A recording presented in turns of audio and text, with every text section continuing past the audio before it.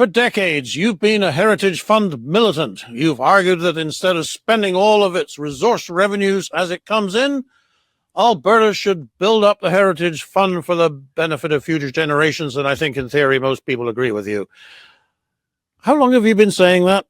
Well, I seem to recall, I'd have to go back and check the records, that the first column I wrote on it was in 2001. Because I think at that point, we made substantial strides in getting our debt to zero, or at least putting money aside to pay it off.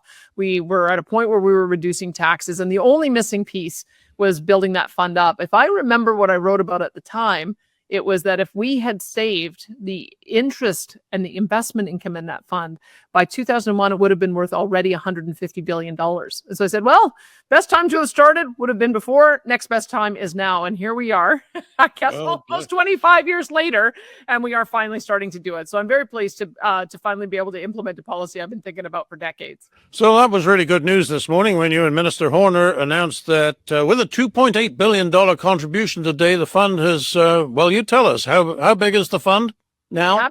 So keep in mind, when we first came in as a government in the 2019-2020 year, the fund was worth $16.3 billion. Can I give a history lesson?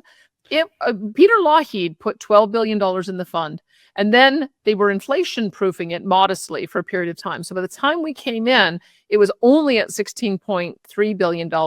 And with this additional contribution, it's now at $30 billion, which just shows the strength of compound interest, shows the strength as well of having a little bit of discipline. And I think what we're hoping is people will see that if we stick with this policy, absolutely by 2050, we'll be able to be at a point where it's worth $250 billion or thereabouts and able to generate enough income to help wean us off the royalty roller coaster, which everybody has been so concerned about for so many years. So I'm really pleased that we're able to make such progress so quickly.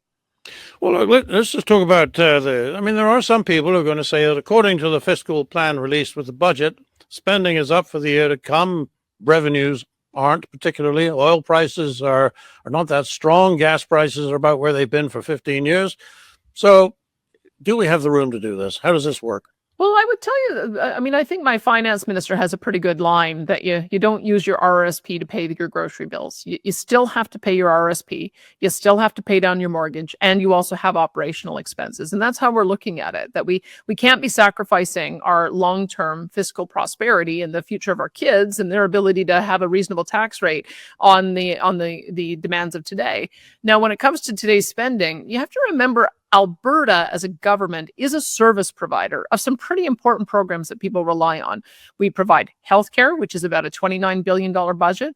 We provide K-12 education, which is about a $10 billion budget. We provide university support. We also provide social services to our most vulnerable. We provide infrastructure services. And so, yes, it makes sense. As our province continues to grow, as more people come here, more people are going to demand those services. So the budget will go up.